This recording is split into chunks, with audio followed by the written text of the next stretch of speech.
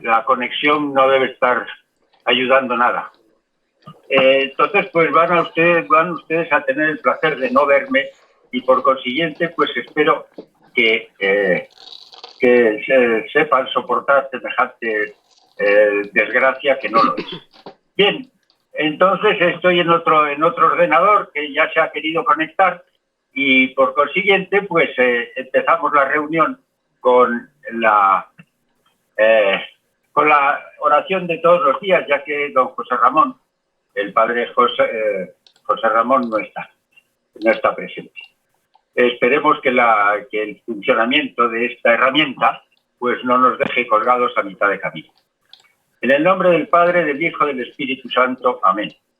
Oh inefable Creador nuestro, que con los tesoros de tu sabiduría formaste 3 jerarquías de ángeles y las colocaste con el orden admirable en el empíreo cielo, y distribuiste las partes del universo con suma elegancia.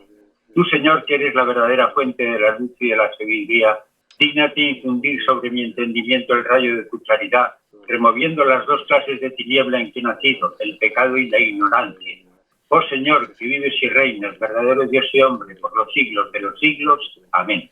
En nombre del Padre, del Hijo, del Espíritu Santo. Amén. Espero que... Temo que la reunión pueda durar un poquito más, porque esto nos ha hecho perder el tiempo. Pero bueno, de lo que vamos a tratar ahora es de las teorías sobre la política. Es la segunda parte dentro de este programa que trata de la política y contiene, en primer lugar, las teorías sobre la formación de la sociedad, sobre su contenido, sobre su naturaleza y sobre sus leyes. En una segunda parte se ven las diversas formas de sociabilidad, empezando por la familia y siguiendo por otras formas de sociabilidad que se dan dentro de la sociedad, sin llegar a la sociedad política propiamente hablando, o a la comunidad social, si lo decimos de manera más propia, de la cual se tratará en la próxima y última reunión, que será dentro de 15 días, Dios mediante. El hombre siempre se ha caracterizado porque ha vivido en sociedad.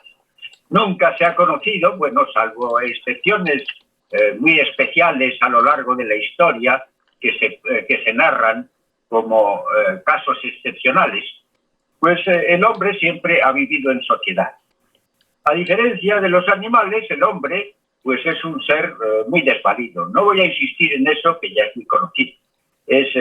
No tiene un cuerpo que sea capaz de protegerse de la intemperie y de los peligros, y por otro lado, pues es un hombre dubitativo, es un hombre que no es capaz, el hombre es capaz de dudar sobre lo que tiene que hacer en cada instante, a diferencia de los animales que se dejan llevar por los instintos de una manera casi perfecta.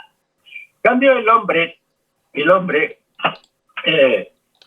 gracias a su carácter social, es capaz de tener una serie de ventajas sobre todos los restantes seres de la creación y especialmente se diferencia del resto de los animales, porque es el menos sometido, gracias a eso, es el menos sometido a los riesgos de la servidumbre natural. Es decir, que el hombre, por ejemplo, pues es perfectamente capaz de adaptarse a cualquiera de los lugares, casi a cualquiera de los lugares en los cuales puede existir a lo largo de esta tierra. Los demás animales exigen un entorno muy determinado y no pueden adaptarse a cualquier lugar, a no ser de manera artificial. A diferencia de los animales, individuales, pues es muy débil, pero sin embargo, desde el punto de vista del hombre como perteneciente a la sociedad, es perfectamente capaz de superar a todos los demás en ese terreno, sin por ello dejar de ser un ente que tiene una individualidad que no entra en contradicción con su capacidad social. Es decir, que el hombre, como enseguida veremos, pues parece, en cierto modo, un ser paradójico, que es uno y al mismo tiempo pertenece a una multiplicidad. Lo que existe es uno y múltiple a la vez. De eso en un momento hablaremos. Sobre las teorías de la sociedad se han dado dos perspectivas diferentes, una de carácter filosófico y otra que se ha adjudicado a una supuesta nueva ciencia. Bueno, una ciencia indudablemente, una ciencia que tiene en la pretensión de copiar los métodos de la física, de copiar los métodos de las ciencias que se han convertido, que se han separado de la filosofía y que siguen los métodos de experimentación y de recogida de datos por medio de estadísticas y procedimientos similares, que se llama la sociología. Esa fue creada, según aparece en todas las historias de la sociología, fue creada, bueno, la misma palabra fue creada por Augusto Comte, un francés que empezó por querer darle el nombre de física social, precisamente, pero hubo otro investigador que le pisó el nombre y entonces inventó este nombre, que es una mezcla de latín y de griego, que se llama sociología. Esa palabra, que ahora para nosotros es tan común, es una novedad procedente del siglo XIX, pues, perteneciente a una disciplina o a una corriente que luego se llama el positivismo. El positivismo tiene la pretensión de atenerse exclusivamente a los hechos sin introducirse, sin meterse dentro de las valoraciones. Es decir, que a diferencia de la filosofía social anterior, porque hay muchísimos autores que han tratado sobre la sociedad desde tiempos de Platón e incluso antes, entre los sofistas y entre otros autores anteriores a Platón y en el mismo Sócrates, pero desde Aristóteles especialmente, pues ha habido gran cantidad de autores, gran cantidad de pensadores, incluidos dentro de los más importantes filósofos que han tratado sobre la sociedad. Casi podría decirse que ninguno de los grandes filósofos ha dejado de tratar de la cuestión de la sociedad, en el intento de entender qué es la sociedad al mismo tiempo que intenta entender al hombre. Casi todas las concepciones filosóficas empiezan por una antropología, como se suele decir, aunque eso es muy dudoso que sea una ciencia, lo que llaman antropología, pero empiezan por una concepción del hombre, pero dentro de la concepción del hombre está al mismo tiempo incluida la noción de sociedad. Son dos cosas inseparables. Como decía Gilson en alguna ocasión, pues no hay nada en el hombre que pueda decirse que no proceda, en el hombre individual, que no proceda de la sociedad, pero al mismo tiempo hay que decir que no hay nada en la sociedad que no proceda del hombre individual. Son dos cosas que están intimísimamente unidas. De las concepciones principales que dentro de la filosofía social, digamos, por llamarla de una manera, dentro de la política más bien, que sería el nombre que le dio Aristóteles, dentro de la política no entendida en el sentido con que hoy se emplea esa palabra, que es casi un insulto, es usted un político, pues eso es casi como para responder de mala manera. Desgraciadamente hoy en día, vistos los ejemplos que vemos entre los que desgraciadamente nos gobiernan a casi todos. Pero bueno, la filosofía dentro de la política, pues ha habido dos concepciones importantísimas que mantienen una concepción errónea de las relaciones entre el individuo y la sociedad. Esas dos concepciones se pueden llamar, una de ellas liberal y la otra de ellas totalitaria. En la concepción liberal empieza por mantener, nace, digamos, en los siglos XVII al XIX y permanece hasta el siglo XIX y indudablemente, como ustedes bien saben y probablemente padecen muchos de ustedes, pues es la que prevalece dentro de nuestras sociedades. En esa concepción del liberalismo, se halla como origen de la misma una concepción individualista. Esa concepción individualista nació en realidad, se creó dentro de un caldo de cultivo que mantenía una especie de mito favorecido por los viajes durante el Renacimiento, por la exploración durante el Renacimiento de toda la redondez de la Tierra y las nuevas sociedades con las cuales los hombres, especialmente los españoles, se fueron encontrando.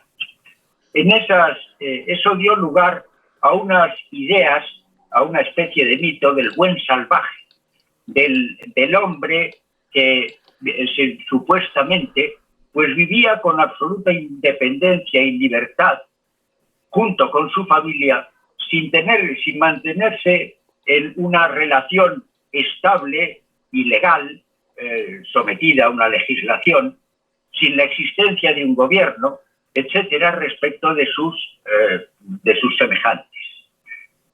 Sin embargo, en orden, decía esa concepción mística que nunca ha encontrado la más mínima fundamentación real. Pues en esa concepción mística se daba por sobreentendido, se entendía que en un momento dado los hombres tomaron la decisión de establecer un contrato, de establecer una teoría, un pacto social entre ellos, en orden a defenderse unos de otros, en orden a delimitar sus propiedades, en orden a evitar las faltas de armonía dentro de la sociedad. Dentro de una sociedad que en realidad, propiamente hablando, no existía, sino que solo se daban relaciones de vecindario sin existencia de un gobierno superior a todos. Según esa concepción, la sociedad nace de un pacto, de un pacto social. Es decir, de la constitución de una reunión constitucional, de una asamblea constitucional que establece las bases mismas de la sociedad. Es una constitución dependiente de la voluntad y de la razón individual que es de carácter inesencial. Es decir, los hombres podían haber vivido en sociedad o haber seguido en la independencia. Lo que pasa es que en un momento dado pues se pusieron de acuerdo para vivir juntos.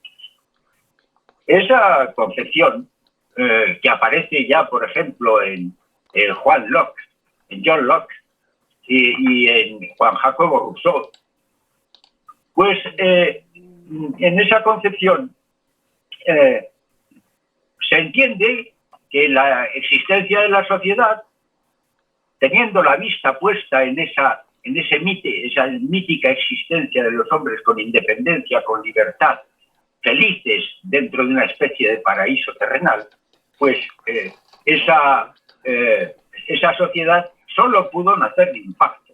Esa es la idea que mantiene Rousseau.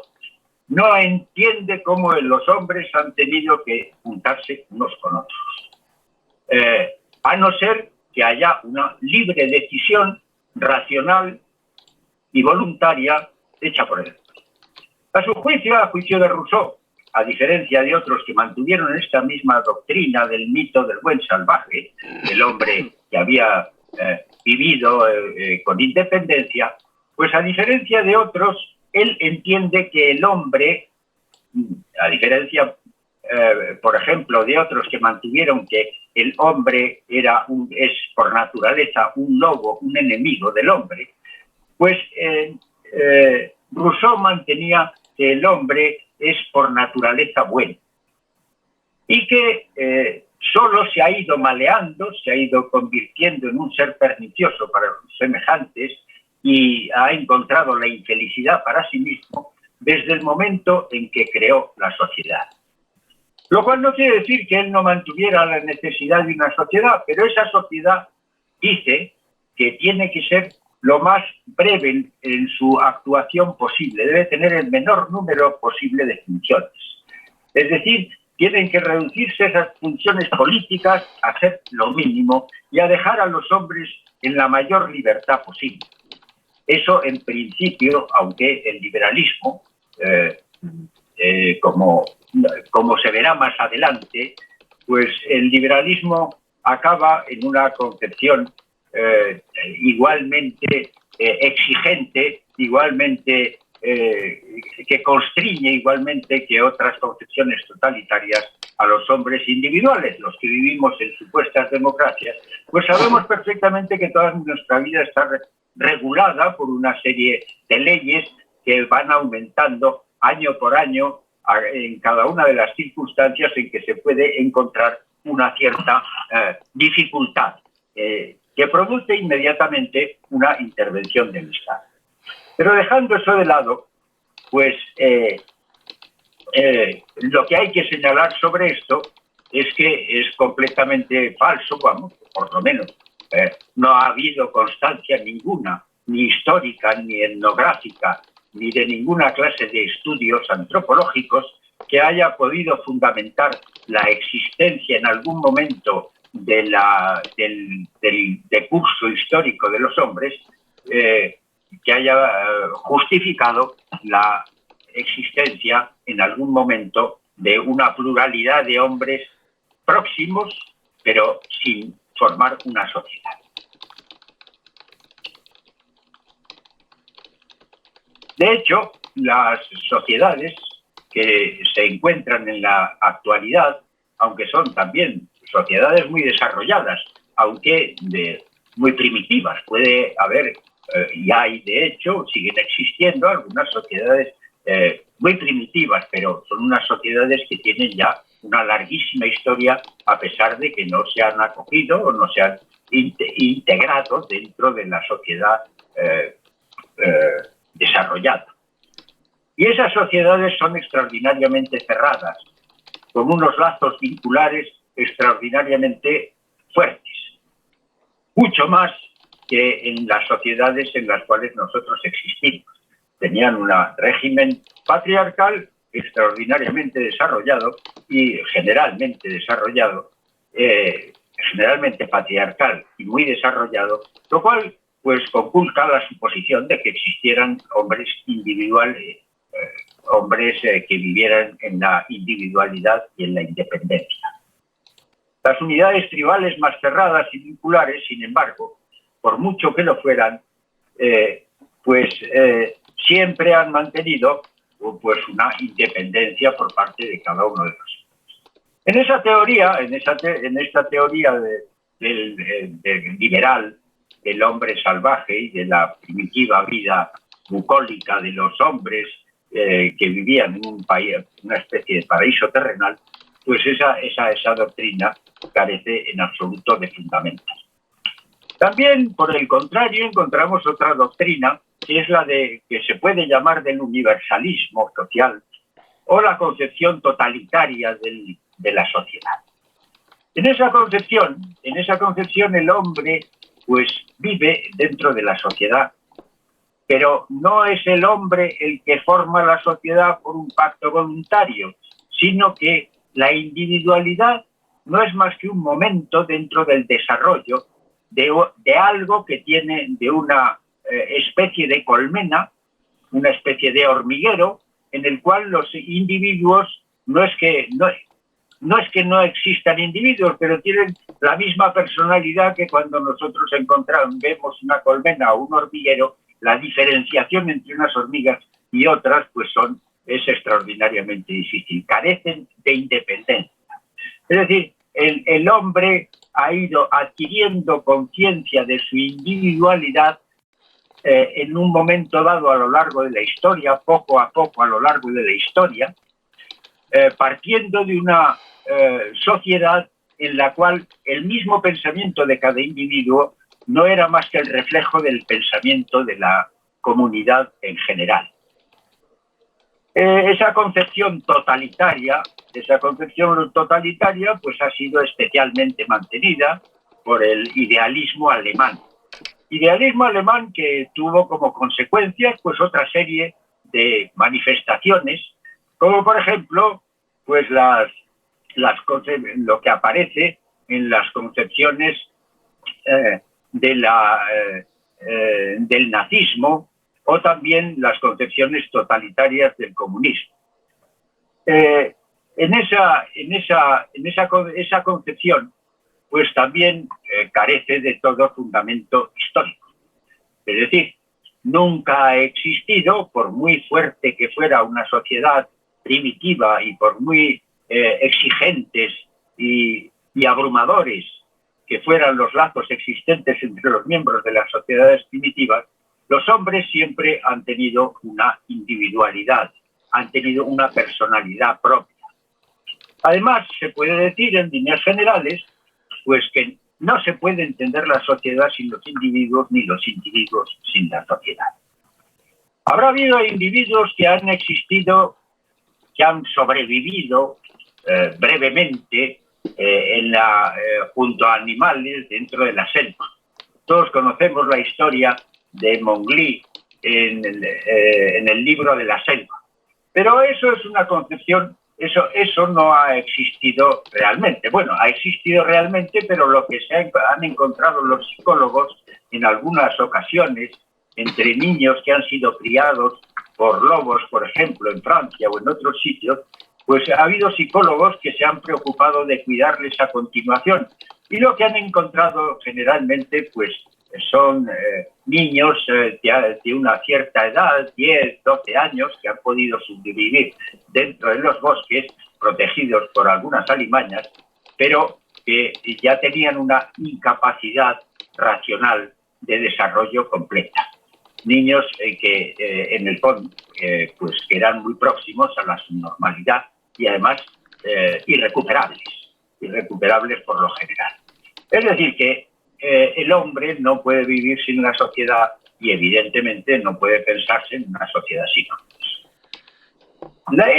Esta especie de paradoja pues se explica en virtud de una doctrina que, como tantas veces, debemos ir a buscar en el terreno digamos, natural, en lo que nosotros naturalmente podemos conocer. Estamos en filosofía, no en teología, pero en lo que entonces no recurrimos inmediatamente a eso, a la teología, a las enseñanzas reveladas, sino que en lo que naturalmente nosotros podemos encontrar. Muchas de las doctrinas, especialmente las doctrinas políticas, también lo hemos visto en la lógica y en otras muchas partes, se encuentra su inicio con Aristóteles, que escribió varios libros al respecto, pero especialmente los libros de la política. Y en esa concepción, pues hay que pensar que la paradoja de la aparente contradicción existente entre la singularidad y la multiplicidad, la singularidad del individuo y la multiplicidad de la sociedad, pues digo que hay una aparente paradoja, porque parece que dos cosas como lo uno y lo múltiple no pueden darse a la vez. Pero eso es un error, porque, por ejemplo, bueno, yo como soy lógico, pues tiendo a remitirme a esas cosas. Los primeros principios lógicos y los primeros principios metafísicos mantienen como principios primerísimos, inevitables del pensamiento, el principio de contradicción. Es decir, que dos cosas no pueden ser y no ser a la vez. Y eso podría ser contrariado, por ejemplo, por los sofistas, diciendo que pues un hombre, un individuo puede ser hombre y no hombre, porque es hombre blanco y no es hombre negro. Bueno, lo que hay que decir a ese respecto sobre la unidad y la multiplicidad es que una cosa no puede ser, porque hay una oposición, una cierta contradicción entre lo uno y lo múltiple. Lo que es múltiple no es una sola cosa y lo que es una sola cosa no puede ser múltiple. A eso se contesta diciendo que lo uno y lo múltiple pueden estar juntos desde diferentes puntos de vista. puede haber una unidad y una multiplicidad, una unidad de un coche y una multiplicidad de piezas del coche. Es decir, en la sociedad lo que sucede es que, de alguna manera, es que la sociedad es una y al mismo tiempo es múltiple, como todas las cosas de este mundo, porque a la postre todo lo que nosotros veamos alrededor, y me temo que estoy repitiendo algo que ya he dicho con anterioridad, todas las cosas que vemos a nuestro alrededor son unas y múltiples. Solo en Dios está la simplicidad absoluta. Bien, pues entonces la doctrina que presenta que presenta Aristóteles mantiene esto y mantiene esto de manera explícita. Es decir, Aristóteles entiende que el hombre es un animal político, con lo cual quiere decir que el hombre es social por naturaleza. Él decía que el hombre es un ser que tiene una naturaleza y que la sociedad también es algo de carácter natural como el hombre. El hombre no es producto de una fabricación hecha por el hombre.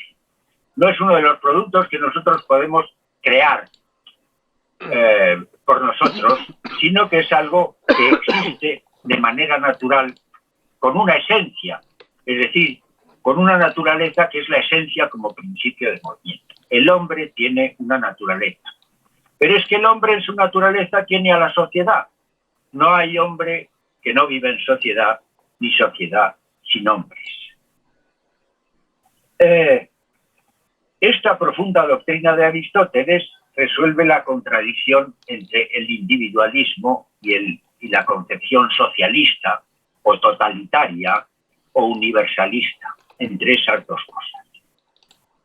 Hace ver que ni el individuo puro ni la sociedad existen en la realidad, sino que solo existen dentro de lo que la historia ha podido ver, y salvo casos excepcionales, ya digo, de personas que no han desarrollado sus capacidades propiamente humanas, pues salvo esos casos que han podido sobrevivir, pero nada más, sin llegar a ser actualmente, sin actualizar sus potencias humanas, pues hechas esas excepciones extraordinarias y muy breves y muy escasas a lo largo de la historia, la sociedad pues está formada de individuos y en los individuos está necesariamente la presencia natural de la sociedad. Los hombres de suyo nunca tienen algo siempre de individual, pero al mismo tiempo pertenecen a una sociedad y la sociedad no puede vivir sin unos individuos que tengan cada uno de ellos su propia personalidad. Y en buena medida lo que sucede dentro de la sociedad es que no puede haber una sociedad sin que haya unos hombres que tengan especiales capacidades y que dirijan la sociedad. Eso pues es un hecho refrendado por todos los estudios de cualquier tipo sobre el hombre, si tienen una mínima seriedad y no se dejan llevar por mitos o por creaciones, por mitos procedentes. Por ejemplo, la teoría del buen salvaje pues estaba unida a las utopías que se dieron y que se escribieron en el Renacimiento.